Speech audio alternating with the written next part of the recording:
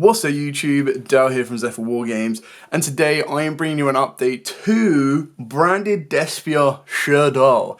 That's right, this is a deck that I kind of put together a long time ago, and as requested through Sinner4481, they would like to see an update utilising some of the newer cards that we've received for branded, and how the Shaddoll engine can factor in. So with all of that out of the way, please smash that like button, hit that notification bell and subscribe to see more updated content like this and more hybrid versions for the branded Despia strategy. With all of that out of the way, I'm going to take you through the profile and explain everything we've got and why we've got it and how the deck synergizes really well together. So I'll go through the standard branded lineup. Now, in this version, I am still going with 2 Fallen of Albez. I don't feel you need 3 for this version specifically. In other versions, of course, you do get that question of 2 or 3, 2 or 3. This one, straight out 2. Then we do have 2 Blazing Cartesia. Now keep in mind as well that the way that the branded, or most of the brandeds work is level 8 or higher fusions. Now that's not going to help you with many of your Shaddoll cards apart from Construct, but she can still be utilised in order to make all of your branded plays as well. So there is a little bit of synergy considering that the Shaddoll monsters can be used as fodder for your branded plays. Mainly going through into Lubellion is incredibly powerful and important. Not to mention that you can very easily send a Cartesia from deck to the graveyard with Shaddoll Fusion in order to make your Construct play as well. Then of course we do have the 1 Quem, the ability for Quem to basically keep looping cards that are either Albaz or a monster that mentions it in the graveyard is insane, because then it means you're constantly going to have access to a Cartesia that can give you the ability to fuse, or you're going to be looping back some of your branded fusion monsters. Then, of course, we've got the 1 Albion Shrouded Dragon, the 1 Tri-Brigade Macoria, and then triple Aluba, followed by the 1 Adlib, and of course the 1 Tragedy. Now this lineup again is pretty standard in my opinion. Aluba, even when you involve the Shaddolls, is your main normal summon. That's the best thing about it, is that you kind of minimize that restriction of what your normal summon can provide to you. The only time that you can gain an additional conflict in regards to your normal summon is if you go with the invoked engine as well. When you're doing something like that and are going through your invoked engine, the deck kind of shifts up a little bit as well, because you're adding in 6 additional cards, if not more so, and then you're probably going to be relying a little bit more on Shadow's Light to give you that additional normal summon, so you could technically normal summon an Alistar and an Aluba in the same turn. It does get a little bit messy, which is why the invoked engine is not involved with this list.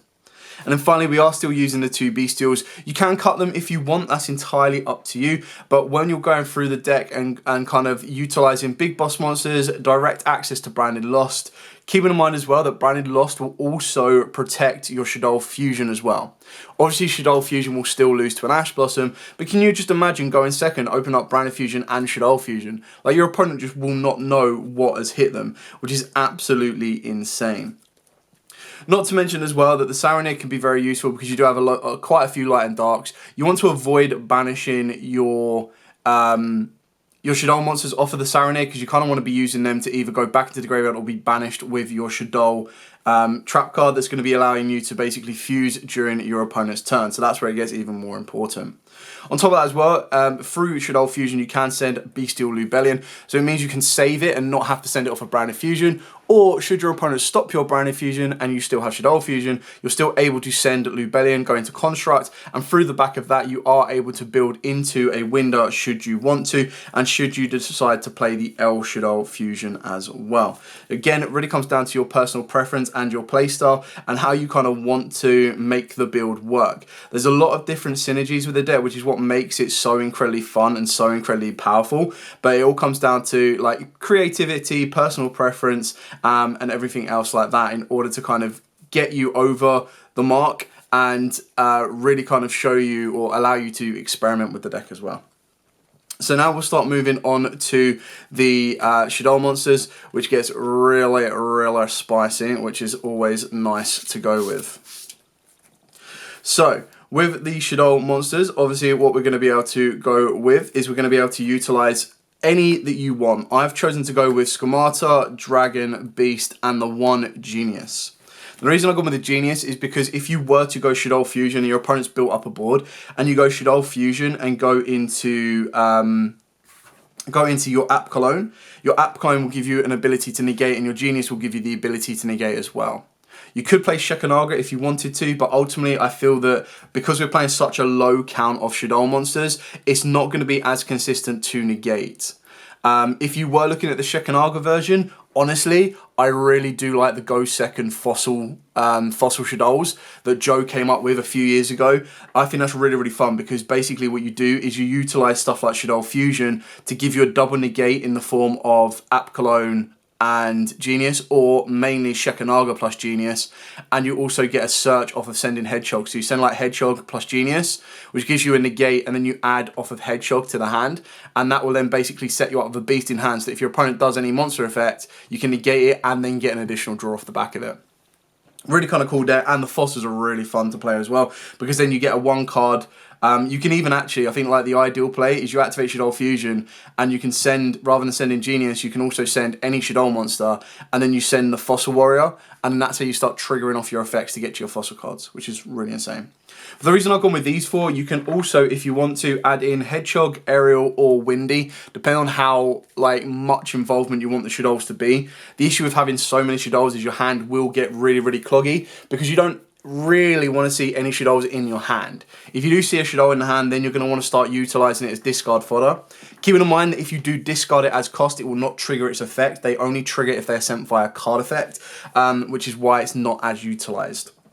But what we've got here is the idea that I can activate Shaddoll Fusion. I've then got the ability to set up a back row pop and a negate. I've got direct access to a Winder if I wanted to. I've also got direct access to a construct by using any of these plus my Cartesia. If you send Squamata will then give you an additional Foolish Burial. And the reason you'll do that is so that when you do use your Shaddoll Schism, you've got more targets in the graveyard, so your opponent can't very easily just go, okay, cool, bestial that one, and it's over. Beast is pretty standard on that one, just a very nice ability to draw 1 card, so deck fins you 1. So back row, additional Foolish Burial for a Shaddoll monster, negate and draw. That's basically the lineup of this. Onto the spells for the Shaddoll cards. Of course, we are playing free Shaddoll Fusion, so insanely powerful card. This was Branded Fusion before Branded Fusion existed. The reason the card is so crazy good is for the pure fact that it gives you that ability to loop your cards back, or I say loop your cards back, send your cards from deck to the graveyard if your opponent controls a monster from the extra deck. You can only activate 1 per turn, so if they do negate and you open up multiples, you're good to go, as long as they negate the activation and not the effect.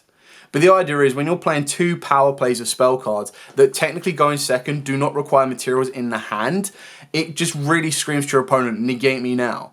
And that's the best thing about it is, technically, if they know you're playing Branded, they'll hold it for Branded Fusion until they see a Shaddoll Fusion, and then they're like, alright, did I take the risk that they've got both or not? The other good thing about Shaddoll Fusion is you can also activate it, going into a Winder. This is the only issue, is going into a Winder, and the reason you would do that is because you want to send a Shaddoll monster, plus you want to send your Tragedy, and that will then give you Aluba. You can then normal summon the Aluba, that will then give you Branded Fusion.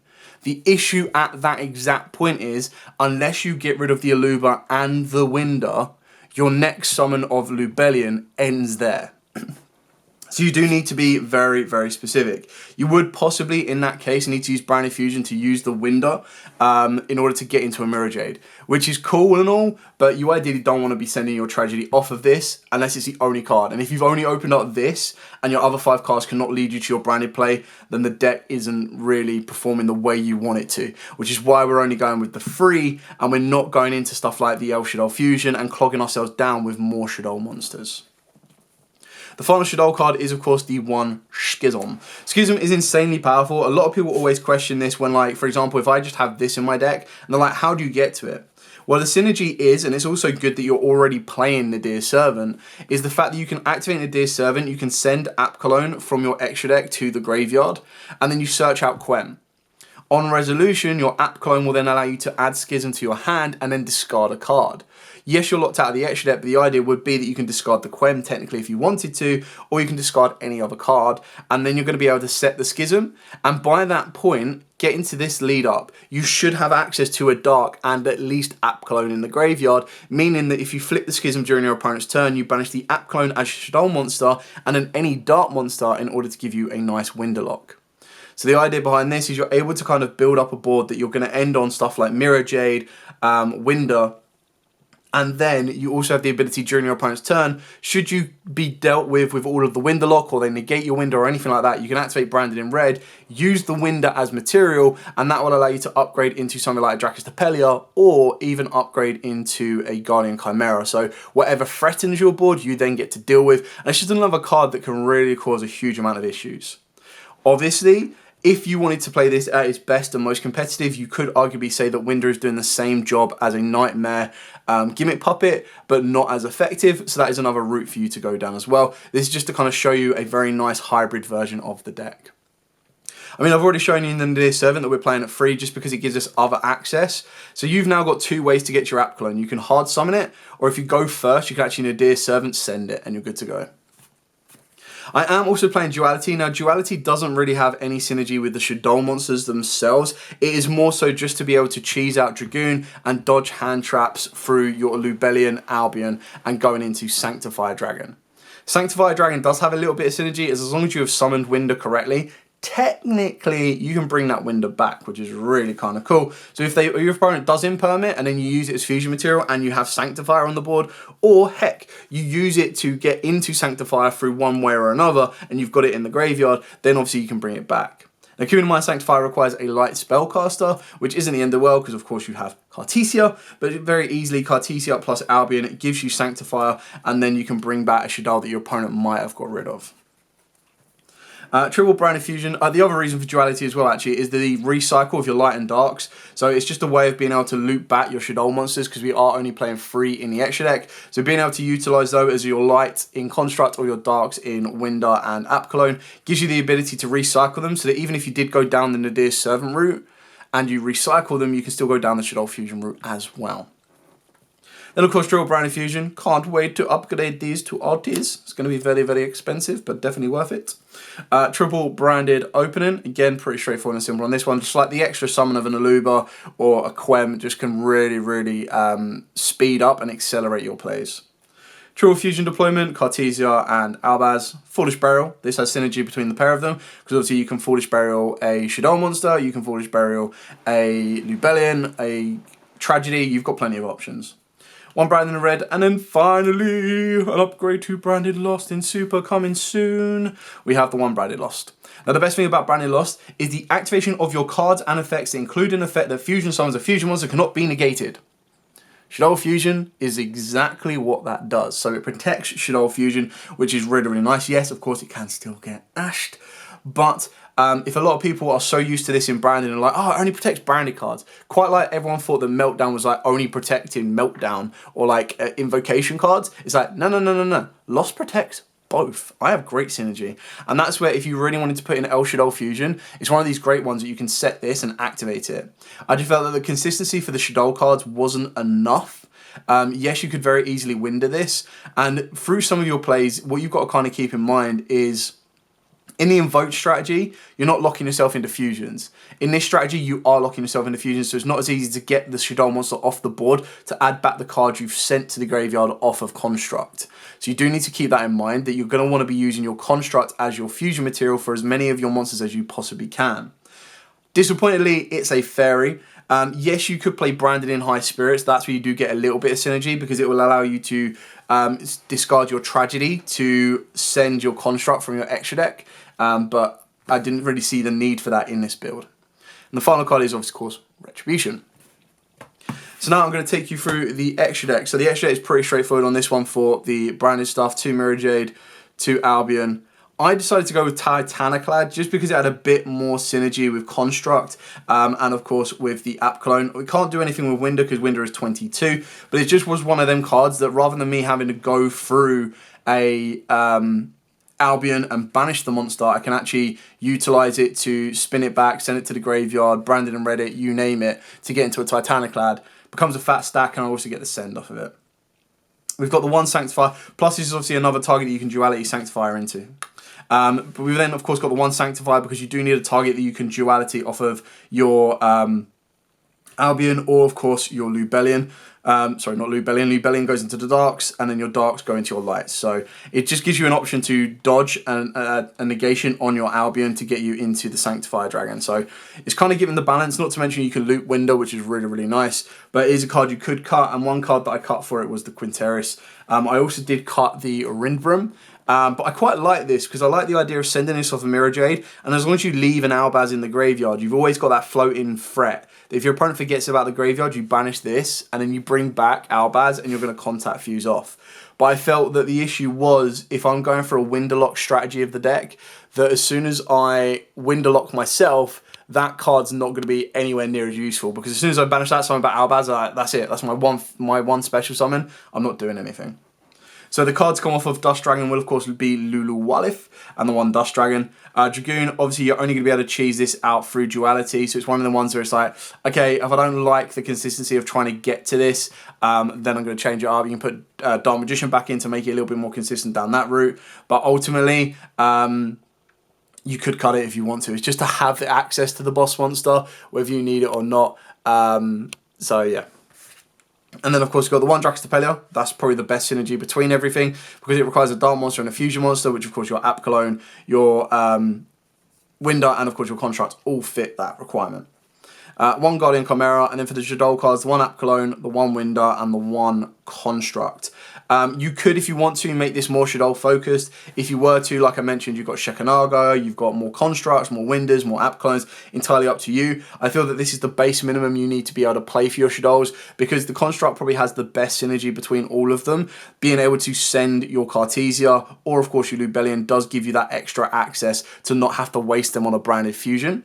Your Window gives you great options as well. Now, keeping in mind, what I do like the idea of, or what the next kind of thing I can look at into is playing around with tier elements, because tier elements can actually set up a window lock, which is really kind of cool. It can also set up the lock through the Grepher Dragon, so the Dark World Grepher Dragon, which is really fun as well. It's a shame that you could also technically play Dark World Danger Shadolls, but then it gets a little bit messy, because then you're always relying on your dangers to resolve and hit the correct card. And when you're trying to play RNG in Yu-Gi-Oh right now, it's really not worth the hassle. So obviously there will always be an RNG factor in the game of Yu-Gi-Oh, but when you play Danger Dark Worlds, or if you play something like, or Dangers in anything, or if you play Light Swans, you're just ramping that kind of RNG factor up to like 11, which is crazy. Anyway, that is pretty much it for the list. I hope it's given you a couple of ideas on your own like baseline for this deck. It is definitely, as kind of Sinner points out, they're well aware that it's not the best way of playing this deck. Like, yes, they do have some very nice synergies between the two, and it's why there isn't a title of this video saying the best Shaddoll deck ever made, or the best branded deck ever made.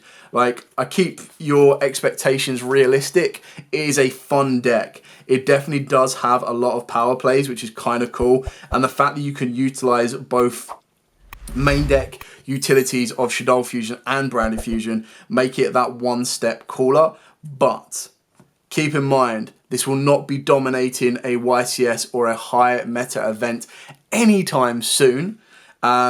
But keep in mind, Winterlock is always a giant pain in the ass. So, with all of that out of the way, thank you so much for watching. Don't forget to like, comment, subscribe, share. If you do have any questions at all, by all means, please put them in the comments down below. I will be more than happy to answer them for you. But for now, thank you so much. Stay safe.